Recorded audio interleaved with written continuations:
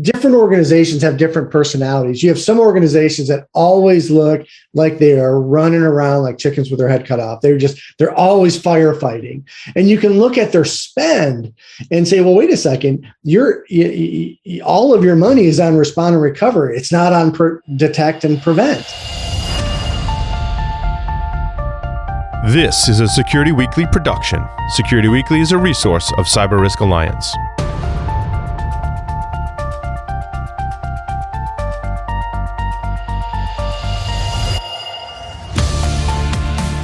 The Cybersecurity Collaborative, in conjunction with Cyber Reason, is proud to present CISO Stories. Each week, CISO Stories takes a deep dive on security leadership. The Cybersecurity Collaborative is a unique membership community enabling cybersecurity leaders to work together in a trusted environment.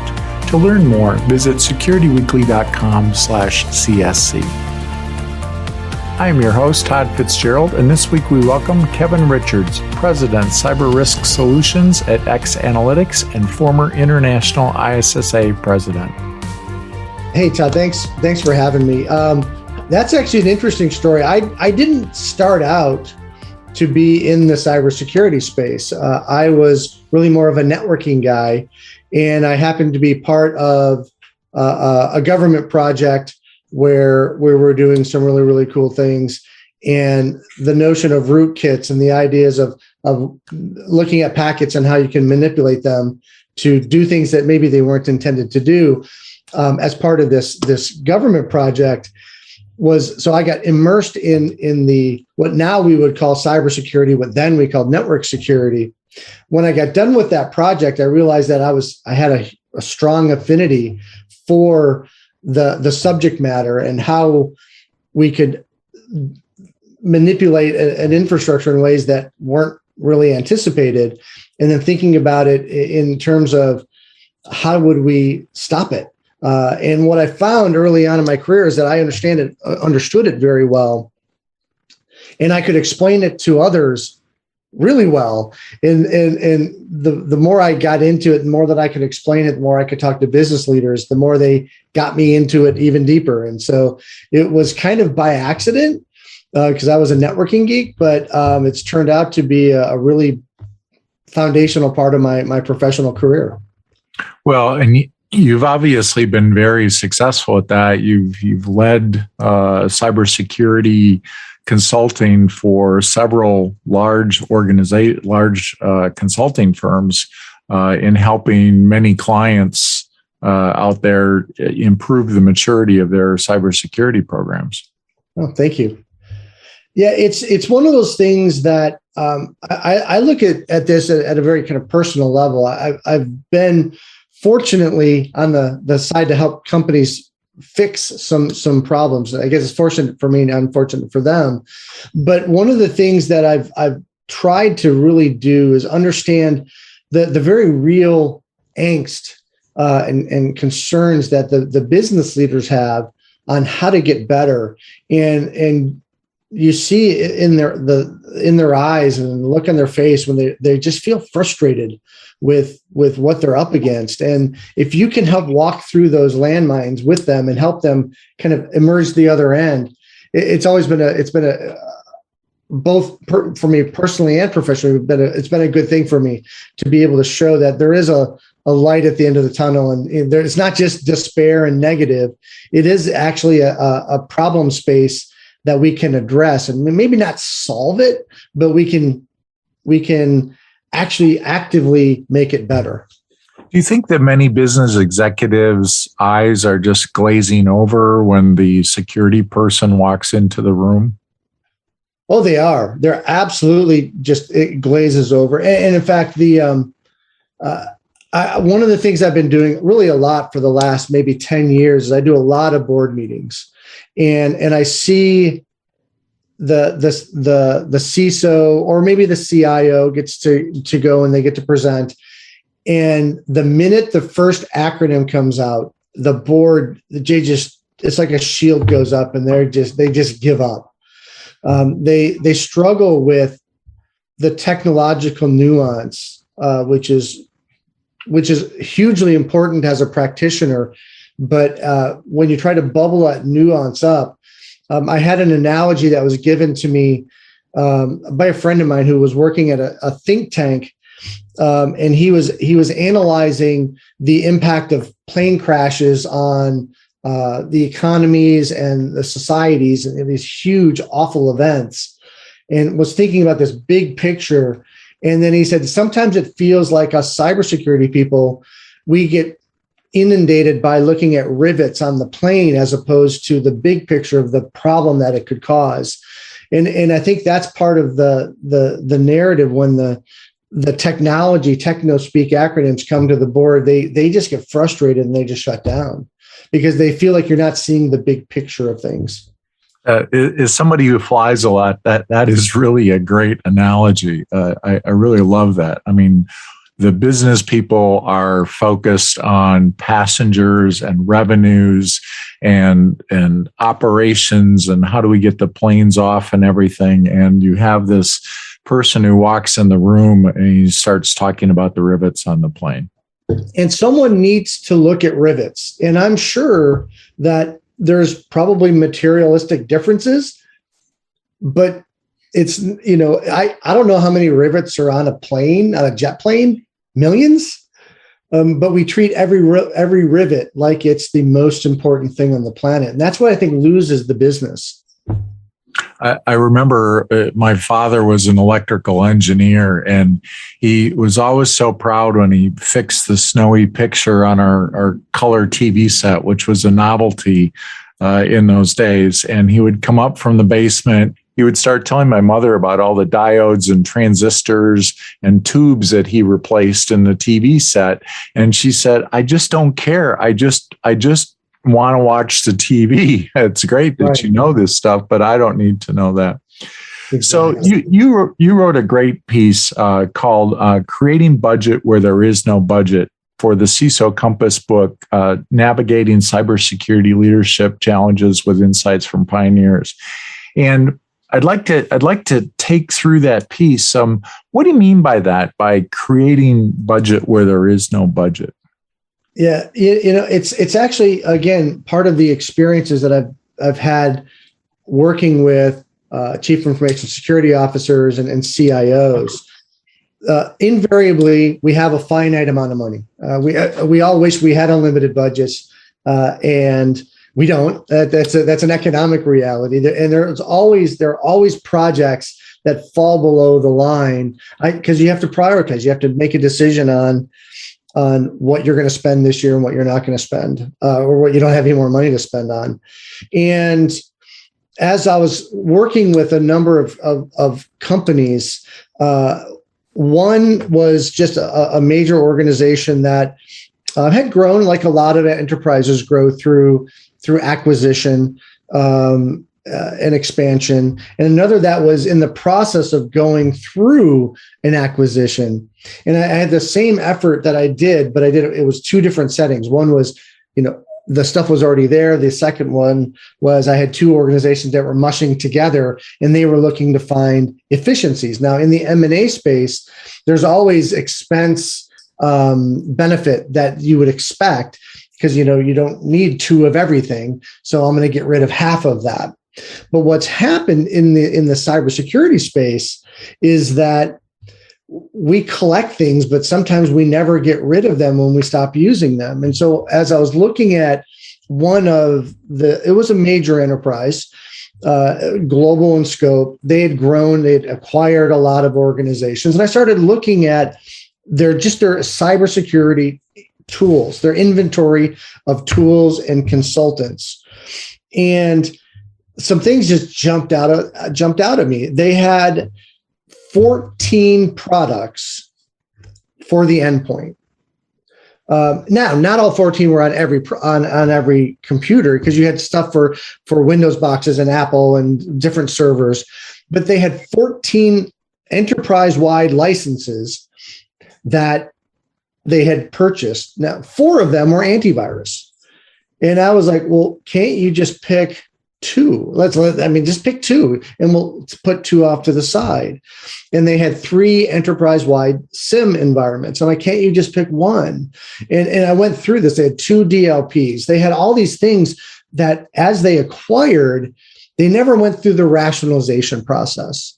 And we were able to show, just by simplifying the tool inventory, we were able to uncover, and I won't give the full number because it's a large, but it was in tens of millions of dollars of duplicative spend that they didn't need. But just because of the way the process worked and the religious fervor that people had on logos, they made their business case to continue to pay for the licenses and the annual maintenance and all the services and all of the hardware that you needed to run all of those. I mean, it was insane. And so the conversation was, well, if we can carve out these tens of millions of dollars, think of you could do 2 things. You could either give that money back to the business, or B, think of all the projects you said no to because you didn't have the money. And you're not going to reduce your security capabilities. In fact, it might actually make it better because less complexity, less devices to worry about, less training, less administrative experience needed. And you don't reduce your technological exposure by any measure. And all of a sudden now you're able to do maybe another 10 or 15 new projects as a result of that. So that's kind of where it started. Does that make sense, Todd?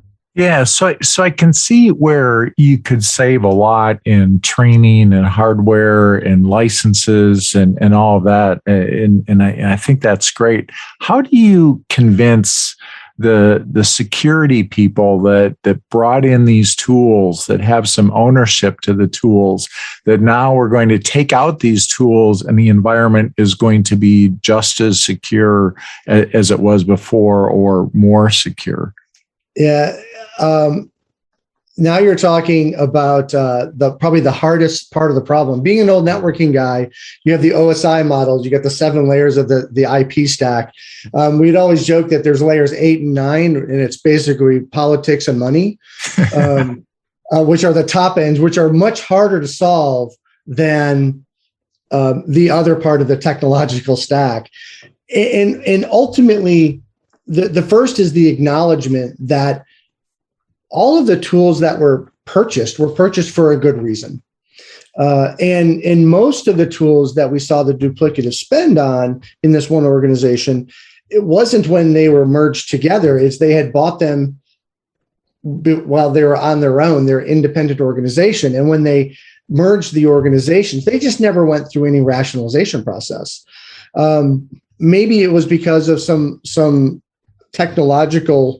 specific technological need, but in many cases, it was just that was the product that they like or the product that they knew. And when you had to kind of separate the emotion from the functionality. And what we did is we talked about the needs today, because let's face it, Todd, the needs change all the time. The technologies that we're supporting are massively different than they were even a year ago. Think about what the pandemic has done. We need tools that look at the remote workforce, not just a huge, in an office computing setup. So, I mean, the world changes pretty dramatically. And so what we started out with is, what do we need today based on today's threats, based on today's requirements, based on all of the things that we need to protect today? Look at and build that requirement set, and then look at the products and say, which one of these best fits where we are today? So not trying to relitigate the past. I like this logo versus that logo, but really kind of make it less about emotion and more about just the objective, here's what we need. And made it a interactive process, which, as you know, Todd, you get a couple security people in a room and you can't agree on much of anything. But we tried to make it as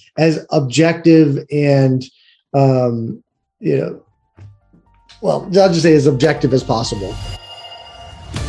The article this podcast is based upon can be viewed in the best-selling cybersecurity leadership book, CISO Compass, Navigating Cybersecurity Leadership Challenges with Insights from Pioneers, available at Amazon.com and other booksellers. How did you find, Kevin, the cost of having to go through those transitions? Is you have the sunk cost of implementing a antivirus tool, and now you're going to pull that out and put in something different. Did you have to factor in those sort of costs, and were those costs major, or were they minor costs in the whole equation? Yeah, the idea is, and it's a really good point, because you don't just flip the switch and get that overnight. When you're thinking about an enterprise with tens of thousands of employees, you can't just say, "Oh, tomorrow morning we're just going to rip out 30% of your people's desktops and we're going to put in something new." You have to think it through. And so what we looked at was a rollout plan. Just if you think about just the normal technological attrition that happens, we're replacing, maybe it's a third of our laptops every year, or as we upgrade the next server OS, what we did is we used those inflection points to implement the new stack. So when someone got a new laptop, they just got the new endpoint stack. And yes, there might have been there was some additional training that would go along with it, but it was just part of the natural transition process.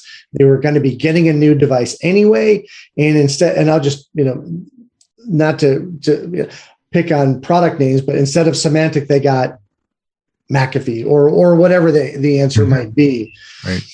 What we do know, right, is a majority of the users couldn't tell you the brand of the security stack anyway. All they ever saw was when there was a problem. So in many cases, it was really transparent for a lot of the user community. And if there were questions, we had a process to do that. So it really wasn't as expensive because we just did it as part of the natural motion. And then for servers and those platforms, again, as things were getting updated, it would get put into that the new stack based on that update deck. And we had a rollout plan that ended up lasting about 18 months to do it, but it was absolutely worth it to get the downstream savings. Well, I like the idea of going in and looking at where we really want to be at and what are we actually running today, because a lot of organizations may not know all the things that they're actually running until you pull all that together. Absolutely. And then part of the analysis that we did is we mapped that spend to different areas of NIST CSF, the categories. Detect, protect, identify, detect, protect, respond, recover. And we were trying to say, all right, well, which of these things does this actually help? And it was a very provocative set of efforts, because you got to see, different organizations have different personalities. You have some organizations that always look like they are running around like chickens with their head cut off. They're always firefighting. And you can look at their spend and say, well, wait a second, all of your money is on respond and recover. It's not on detect and prevent.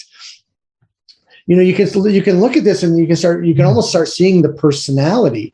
And then similarly, or if you look at the other way, organizations that were really focused in on detect and prevent, maybe they didn't spend as much on respond and recover. It started to show you a characteristic of the organization that was truly fascinating. And the piece that I would add on today, things that as I've been, extending on in that thought process, is then overlaying the financial exposures that these are trying to help address.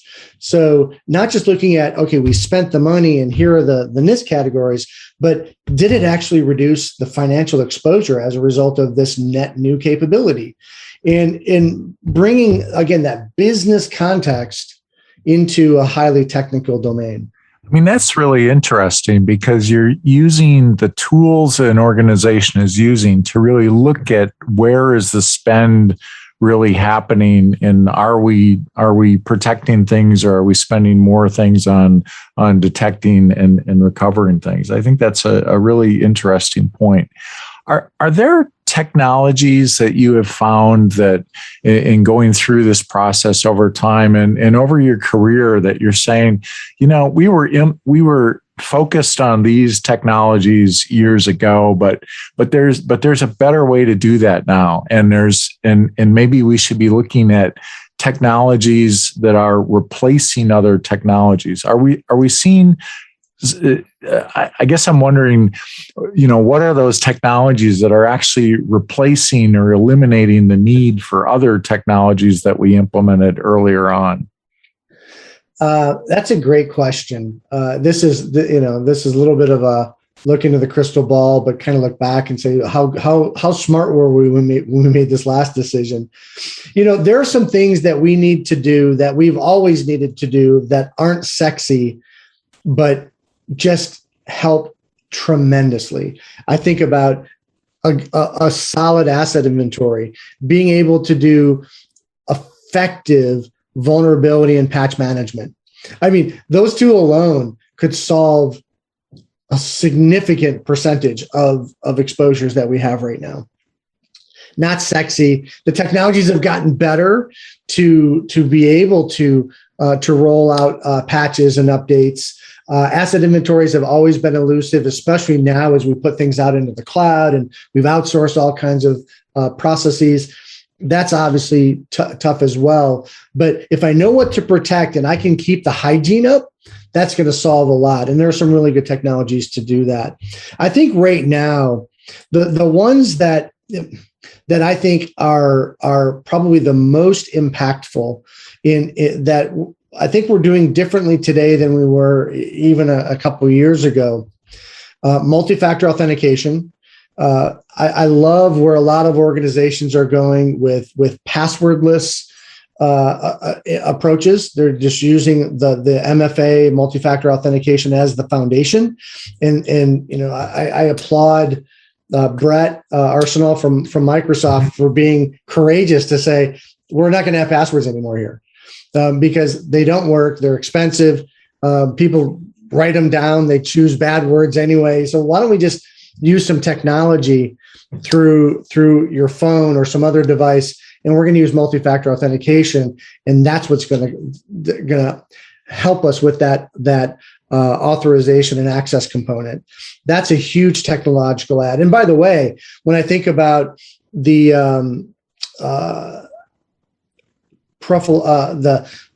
proliferation of ransomware across an enterprise, if we had multi-factor authentication in place at a transaction level in a more formative way, it's a bit of a kryptonite to a lot of ransomware, because if I can't get access to the next box, I can't replicate. So that's one I think is really, really important. I think at the endpoint, in the current technologies, I guess we keep changing the acronyms. Now it's XDR, I think. But the endpoint stacks that are looking into the memory space and looking at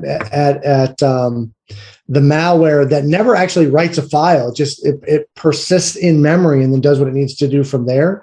That's a big game changer. The traditional antivirus that's requiring to see a file getting written and then looks at a database and tries to match that up. That's obsolete. So I think those kinds of technologies are really advancing very, very nicely in a very, very big way.